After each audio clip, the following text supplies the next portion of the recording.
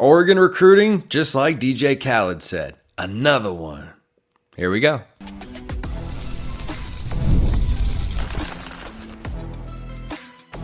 You are Locked On Ducks, your daily podcast on the Oregon Ducks, part of the Locked On Podcast Network, your team every day. Yes, it is that time once again for Locked On Ducks. I'm your host, Spencer McLaughlin. Thank you so much for making this your first listen or your first view of the day, part of the Locked On Podcast Network, your team every day, and your number one source to stay up to date with the Ducks, which is why if you have not already, please like, comment, subscribe, rate, and review wherever you listen to or watch the show, which today is brought to you by our friends over at Game Time. Download the Game Time app, create an account, use code LOCKEDONCollege for $20 off your first purchase. Terms do apply. What sort of threat is Purdue? We'll talk about that and everything ranging from a 12-team playoff to Oregon in EA college football. Yeah, that's all coming up on today's show. But we start with another one, as I mentioned. I don't think DJ Khaled is the best impression that I got out there. I am not of the musical ilk. But Demetri Manning, 3-star offensive lineman, is the latest to commit to Oregon's 2025 class. He is the second offensive lineman to commit in the last 3 days, so Alik Terry is doing pretty well right now. Literally 4 days ago, as you're listening to or watching this show, Oregon had 0 offensive line commits, and now they have got 2. That number will continue to grow. And Demetri Manning is a big, big boy. 6'6.5", 345 pounds. Now, a lot of people might hear that and think, oh, he's the next Shaq McCroy. I'll touch a little bit later on why I don't see that as being the ideal comparison. But 3-star recruit, his composite rating is kind of in the mid to upper 80s on 24/7 Sports. 70th ranked interior offensive line according to 24/7, and the number 5 player in the state of Washington. He went to Bellevue High School up in, obviously, Bellevue, Washington, for those who do not know.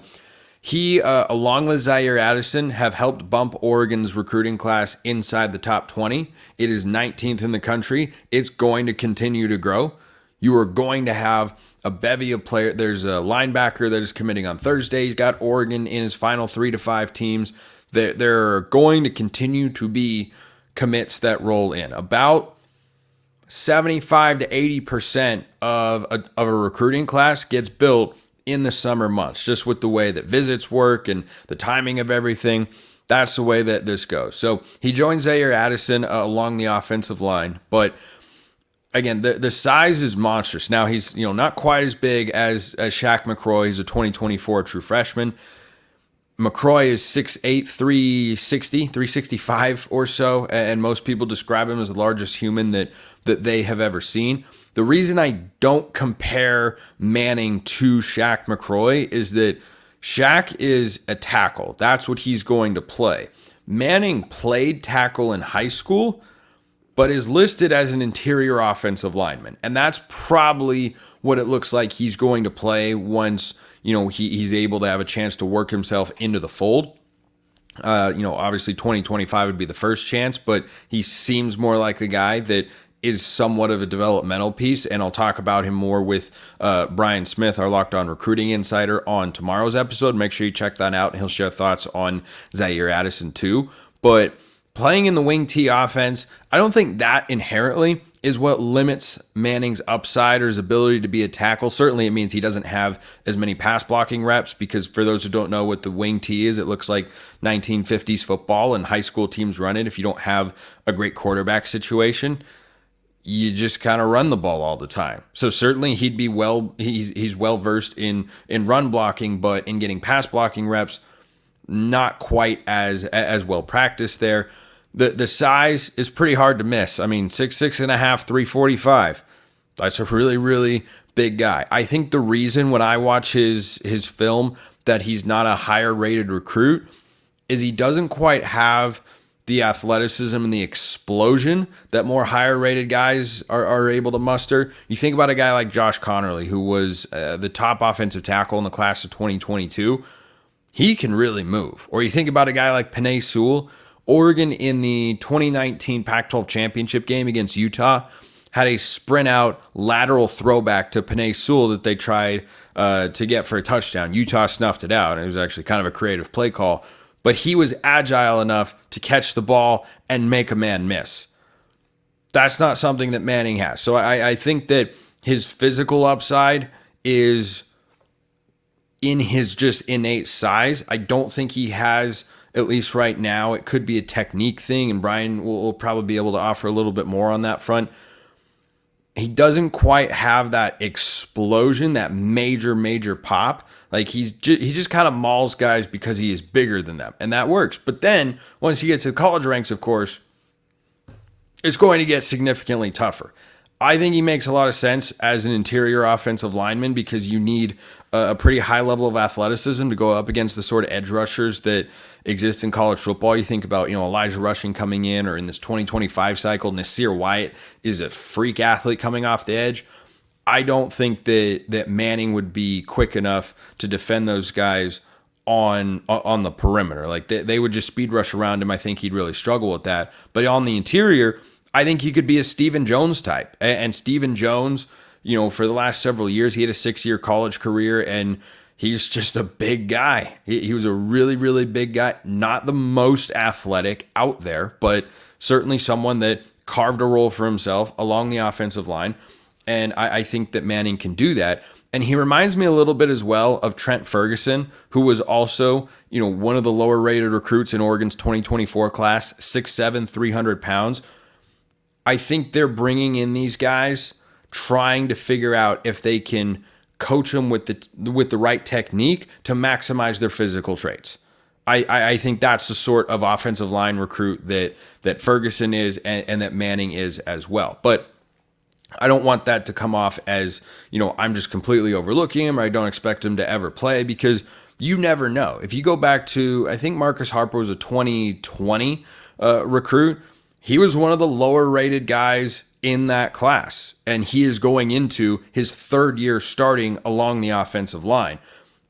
It's a much more developmental position, and I think it's a lot more likely that lower rated guys end up becoming multi-year starters along the offensive line, because everybody is big, and it can just be about learning the right technique or understanding the scheme really well. And Harper is not the biggest guy out there, but he's obviously very good. I mean, you don't find, even in today's age, a lot of 3-year starters along the offensive line.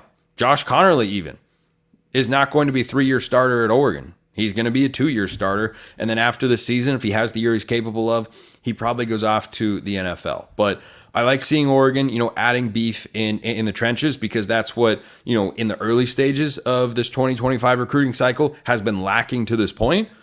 But they're starting to pick things up in that sense. So they've got 2 offensive linemen and 2 guys along the defensive line, Matthew Johnson from California and Nasir Wyatt as well. Wyatt is probably my favorite defensive player so far in this class, just talking about film. But I would not overlook the potential of a guy like Demetri Manning to be a starter one day.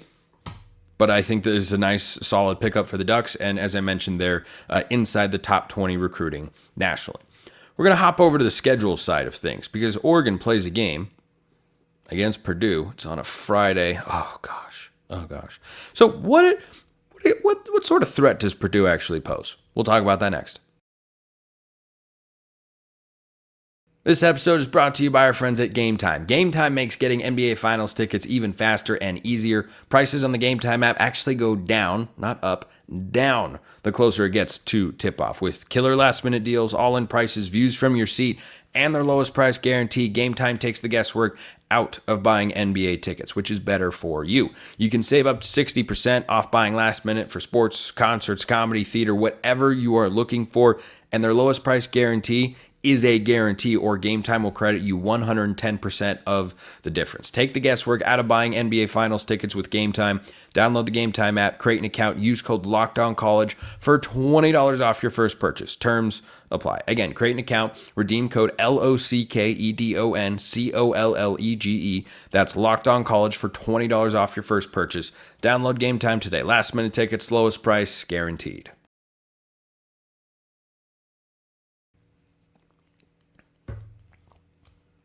We've got our second segment sip. So we've got a chance to talk about the Boilermakers of Purdue. Mailbag time, YouTube comments, X, formerly known as Twitter, Or if you want priority access and all sorts of other perks, go join the flock over at Subtext, link in the description below. Wherever you listen to or watch this show, free 14-day trial, then just $5 a month. No pressure to join, but you do get a variety of perks over there. This question came in from Ben via Subtext over there about Purdue. Hey Spencer, always a fan. Appreciate it, Ben. You mentioned on one of your previous shows about Wisconsin being a trap game, fact check true, as well as recently the Ducks should not underestimate Boise State. I agree with you on both accounts. However, I also see the game against Purdue as a game that the Ducks need to be super careful going into. Here are my thoughts. It is the week after Ohio State. It is one of those Friday night package games, short week. We might be a little beat up. Also, from what I have seen, Purdue has a pretty decent defensive backfield and a pretty good quarterback in Hudson Card. Thoughts? So the Friday element terrifies me. Friday games, I talked about this when the Michigan State and Purdue games got moved. Oregon gets an extra day of rest going into the Ohio State game, but coming out of it, it's a short week, and they go to Purdue. And some of you may or may not know, depending on how much Big Ten football you've watched over the years, Purdue has had a propensity to pull an upset from time to time. I remember a game in which an Urban Meyer coached Ohio State team with, I think it was JT Barrett at quarterback, might have been Dwayne Haskins, I forget which one, went in there as a top 5 team and got absolutely blasted. They were run off the field.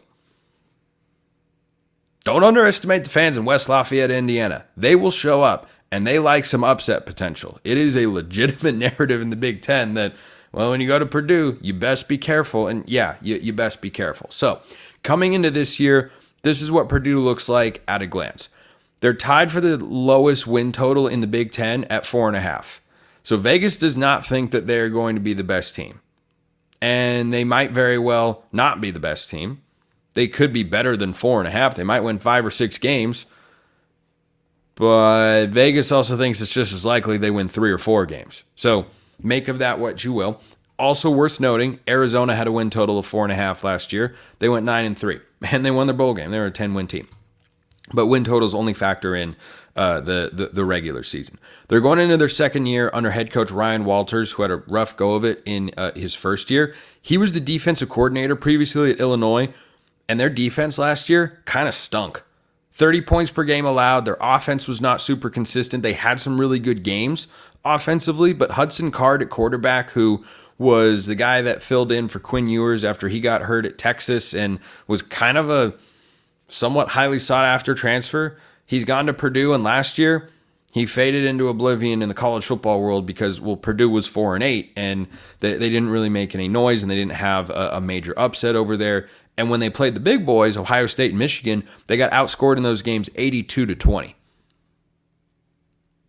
Not great, Bob. I don't actually remember what that's from. I say that all the time. So both their offense and defense struggled a year ago. And when you have Ryan Walters as your head coach, and he was really good. When he was the defensive coordinator at Illinois, he was really, really good. He helped, I believe, coach the guy that now plays for my beloved Seahawks in the NFL, Devin Witherspoon. Like, Illinois has produced some legit defensive talent over the last couple of years. Walters was, a part of that, and he's taken the head coaching opportunity at Purdue, kind of on the Dan Lanning track.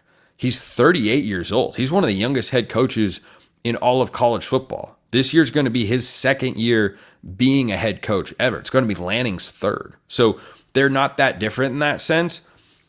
Walters took over a program that saw Jeff Brom go to Louisville, and don't know if he left the cupboards super stocked behind, whereas Lanning took over a program that Mario Cristobal left behind, and there were a lot of good players already on the roster. And you can get transfers to go to Oregon a lot easier than you can to Purdue. But, the Boilermakers have played in a Big Ten championship game within the last 5 years. I forget which season it was exactly. It was when Jeff Brom was there. He's a good coach, and he's at Louisville now. Got them to the ACC title game a year ago. Go figure. Oh, yeah, it was 2 years ago. Pretty sure it was 2 years ago that Purdue was playing in the Big Ten championship game. I want to double check that real quick because I'm pretty sure that's right. And, it's a program that doesn't have a particularly high ceiling or really high floor. They won their conference. They won the Big Ten East or West, whichever one was bad. And they got in, and then they got blasted by Michigan before they went to the playoff the first time around. But Hudson Card last year, 59% completion, 15 touchdowns, 8 interceptions. Pretty underwhelming. Those numbers on the surface, pretty underwhelming. And they lost their top receiving option to Oklahoma. The guy's name is escaping me right now. He's a stud. He is an absolute stud. And he's going to go to Oklahoma, probably be Jackson Arnold's top target as they go into the SEC. So they've portaled better than you would probably think. And this is the encouraging thing if you're looking at this from the Boilermaker perspective. They have a top 30 recruiting class in 2024 after a 4-8 season, and they have a top 30 transfer portal class.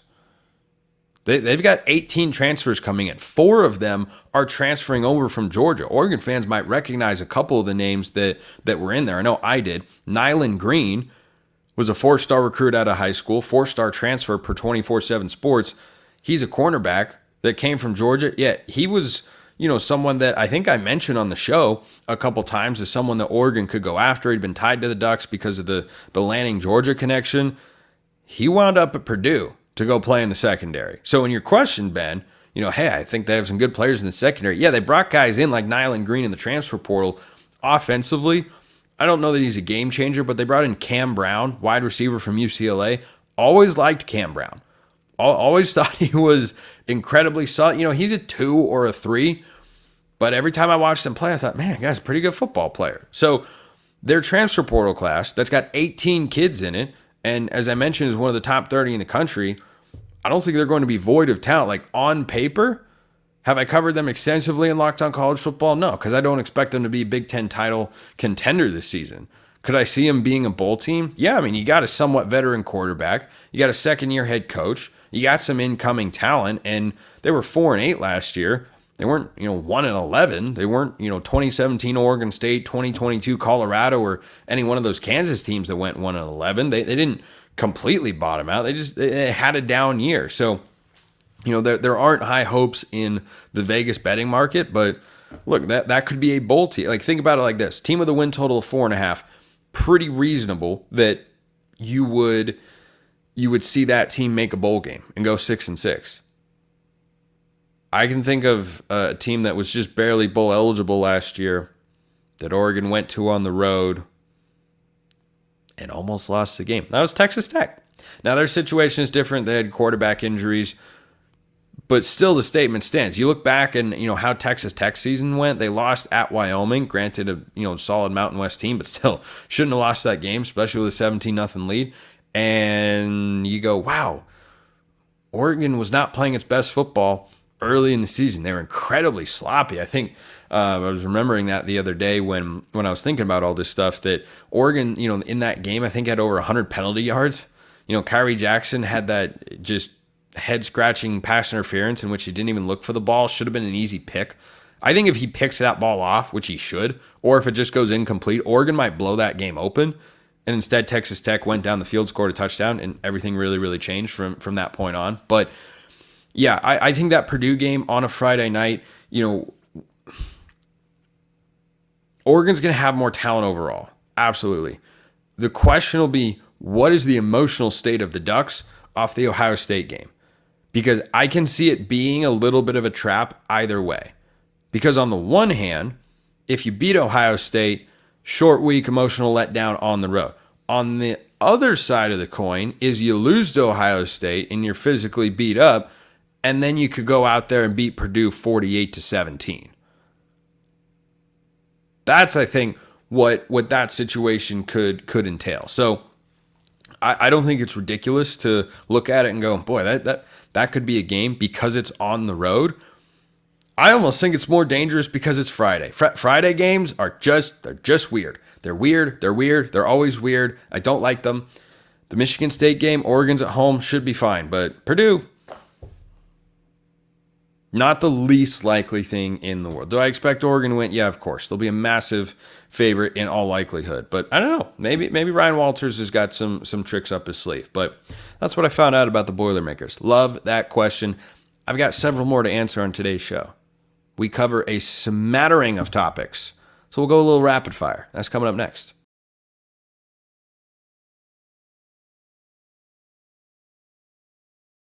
All summer long, keep the questions coming. YouTube comments, X formerly known as Twitter, or subtext always to get into the mailbag. Subtext does get priority access.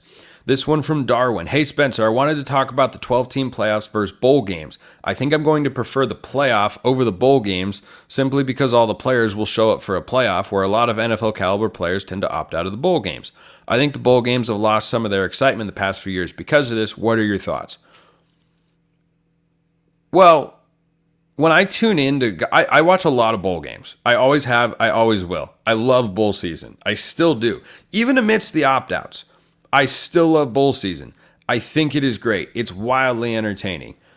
Does it take away from the excitement of the game when the best players decide not to play? Yes. However, most of my consumption of college football bowl games is just because I like watching college football. I like watching the game. I like seeing play calls. I like seeing players play. I just like watching this. I just like watching sports, just in general. So if I tune into, like the Military Bowl last year or something, the Pinstripe Bowl between, I think that's what Virginia Tech and Tulane played in, and some player wasn't playing for one of those sides, I haven't watched that guy play all year. Like it feels lesser when players I know, teams I'm really familiar with, or players I have an affinity for don't play. But 80% of my consumption of just regular bowl games are just, look, college football. And it creates an opportunity for young guys. Now, am I going to be more interested in the playoffs? Well, yeah, obviously, because that's how we're going to determine a champion in 2024. And I fully expect Oregon to be a part of it there. But, I am someone who still likes bowl games. Like the people you hear about it there, man, who could defend bowl games? Why would you watch? Me. It's me right here. This guy, me, Spencer McLaughlin. I watch bowl games regularly, often. I enjoy them. I like that they're just on TV. It reminds me a little bit of the baseball season. So I'm a huge, got a shirt on today. I was at the All-Star game last year. Subtle flex, but it was really cool. And the home run derby was awesome. Julio was balling. Okay, anyway, I'm a big Mariners fan. And when the season is on, like before I came to record the show tonight, I was watching the Mariner game. And I watch well over 100 games a year. You know why? I just like watching baseball. It's something that I enjoy. And I enjoy watching college football, and there isn't that much of it. And so when bowl season rolls around, a lot of people say, oh, man, I don't want to watch it. I don't need to watch it. Well, guess what? You're not going to have a chance to watch college football for another 9 months. You're going to have plenty of time to not watch college football. So I take the opportunity to watch it. Am I more interested in the playoff? Yeah, they're bigger games. Will I still watch bowl season? Yes, absolutely. I absolutely will. Though the 12-team playoff further taking away from bowl season is something that I don't like about the playoff. That's just me. I'm old school. Another question here. This from musicguess_some numbers. Oh, you guys are good. Hey, Spencer, mailbag question here. I've been very closely following updates and trailers for the 2025 EA Sports college football game. Nice work not putting NCAA in there because the word NCAA is not in the title of that game. And the Ducks have only shown up once, and it seemed odd to not show the players or uniforms of the team with the best uniform game in all of sports. This led me down a rabbit hole of information, till I saw that Baylor's new uniforms had accidentally been leaked in the official reveal trailer, along with the date for the Gen O uniform release being in July. I think it's June 25th. With the timing of the game leads me to believe that they are in the game and EA is making certain not to leak them. Do you agree? Also, will Shout be in the game? As it has not been confirmed as far as I have seen, like Welcome to the Jungle, Sandstorm, Zombie Nation, and he lists a bunch of other ones that will be in. They're reportedly in the game. I think it's pretty easy to connect those dots. The dots that he was talking about in the first part of the question, which is we haven't seen Oregon's uniforms yet. whatever they are going to be, Generation O, and I don't know. I mean, I'm excited to see them because I'm always excited to see what new uniforms Oregon rolls out with. And by the way, I don't think they're always good. I thought the ones during the Cristobal era were mostly pretty bad. Like the big numbers, the one color, I thought that was all bad. But they have gotten back to being Oregon style stuff and looking good and flashy and everything. And it's a recruiting draw. Like people can hate on it all they want. It's a legitimate recruiting draw. And I think that first of all, my excitement level for the EA college football video game is through the freaking roof. I cannot wait. And when it comes out, if you want to play me, shoot me a message. I'll play anybody. I'm Pat Hill, old Fresno State coach. Anybody, anytime, any place. Though I will be on Xbox, not PlayStation. I think that may or may not matter. I don't know. So yeah, I think that I think the uniforms would be in the game. I would have a hard time seeing how much work has gone into this game and the amount of time that has been put into it, the level of detail that they're putting. If you haven't read the blogs about the gameplay and everything they've thought about, go read them. So worth your time. Going to get you excited. We're just over a month away from the game coming out, and I would be surprised if Oregon comes out with new uniforms on June 25th and then they are not in the EA college football video game. And here's the other thing to think about. If they're not in the original version, EA could always patch them in, release an update, and then put new uniforms in. Not that hard to do. So even if they're not in the initial version, I'd expect they will be before the season starts. Last one here today. This question from Nathan. Related to yesterday's convo. I don't remember when yesterday was, but you get the idea. Remember that Dan Lanning didn't really get to recruit our 2020, 21, and 22 classes out of high school. In fact, he didn't get to recruit anyone in 2020 or 21, and he barely recruited 22. Spencer, how much do you see our reliance on the portal changing over the next couple of years? I think what he's getting at is Oregon. I was having this conversation on the show earlier this week about how high school recruiting still matters a great deal. I think what you're getting at, Nathan, is now that he's had time to establish several recruiting classes, do you think Oregon's portal class is going to be reduced? I don't. I think it's going to be a year-by-year proposition, and Lanning and his staff will evaluate what they have, in their high school recruiting classes versus what they could get via the transfer portal. But the expectation is that Lanning and the staff will always be willing and able to do whatever is best for the team. Not an individual player, not what feels good for fans, not what's good PR, what is best for the team. That could be passing on a transfer, that could be adding a transfer. That could be having a quarterback battle next spring, that could be encouraging one guy to leave. Whatever it is, I think that their roster composition and talent acquisition has been really good. Really, really good over the last couple of years. It could change, right? Because you do have these recruiting classes with really highly touted guys, but at the end of the day, they haven't played. So I don't expect Oregon, just because Lanning's had a couple of classes, to suddenly rely less on the transfer portal. I think they're going to continue bringing in, anywhere from 10 to 20 kids a year that are going to come in and probably have either a starter or a big-time rotation sort of role. And now this year's class is a little unique in that you have guys like Peyton Woodyard, who might not play right away, or Dante Moore, who might not play right away. Those guys are more the exception. Generally, a guy transfers in because he's expecting to start and play right away. So I hope that answers the question, and we'll end it there for today. Appreciate everyone listening. I'll see you next time. Have a wonderful rest of your day, and go Ducks.